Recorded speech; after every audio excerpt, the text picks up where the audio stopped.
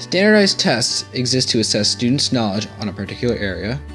The score of an exam is supposed to reveal a student's mastery of the subject because everyone taking the exam will be tested on the same material. However, the effectiveness of these tests is debated.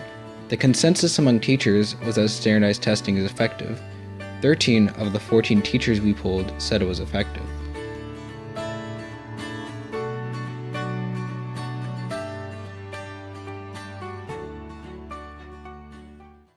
Yes, I do. I think the AP test is an accurate representation of what you know and what you are able to do. The course is geared towards success on the tests, the writing, the content, the skill development throughout the entire course. So absolutely. However, students do not concur. 11 of the 14 students we polled disapproved of standardized tests.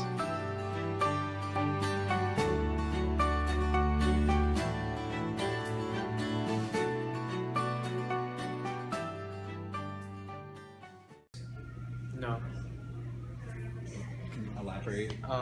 They didn't because, like, during the exams, I just didn't feel like I used the most of my abilities, like, as I would in, like, a class, like, during the school year, because the tests, they're, like, very boring, and they're very long as well, so you can't really show your true abilities on that test, because if they're gonna give you 2 hours with, like, 80 multiple choice or something, then you'll probably do good on, like, the first 40, but then it'll just get tiring and just repetitive.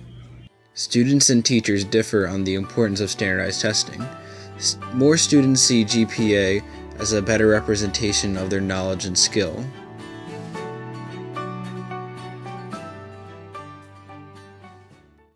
I think that GPA should be weighted more over the SAT and ACT because your GPA is accumulated over 4 years, whereas the SAT and ACT are just a one-time thing. And there are many factors that can go into negatively impacting your performance on these tests, such as lack of sleep or a bad breakfast. So I think the GPA should just be weighted over SAT and ACT scores.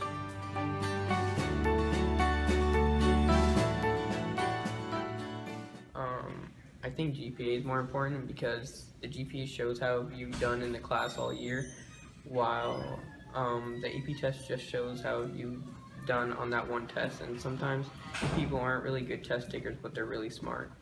Another student, who requests to remain anonymous, admitted that he felt cheated that he could not afford SAT prep while others could.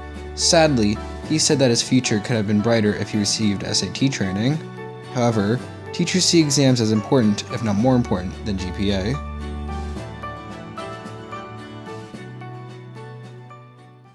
Okay, I understand what you're saying. I think that if you're earning a 4 or 5 on the AP test, you should be earning an A in the class. If you're, let's say for example, getting a D in the class and getting 5 on the exam, there's something missing, and that would also be true the reverse of that. You shouldn't be getting an A in the class and then getting a 2 on the exam, because that means that you are not equipped with, again, the knowledge and the skills. And if you're working at that level throughout the year and putting your best effort into the class, it should be reflective of your grades and the exam. There should be a correlation. Do you find a correlation? Yes, I do, absolutely. All right. Absolutely. Of course, every now and then you will have an anomaly, but for the most part, yes, there's a correlation. All right. So, on the other hand, your grade is more specifically about how you did in that particular year, and the knowledge that is measured in your grade is short memory, is something that you did recently, rather than an SAT, which is a college prep. You need to spend time and prepare yourself. It's not something that is learned in school. Outside of Northwest High School, 67% of public school parents say that standardized testing is excessive, and only 14% of them say that standardized testing is effective, according to the National Education Association. Recently, the issue has been moving to the students' and parents' favor. Colleges are placing less importance on SATs and ACTs, and our own Montgomery County is currently contemplating reform over semester exams.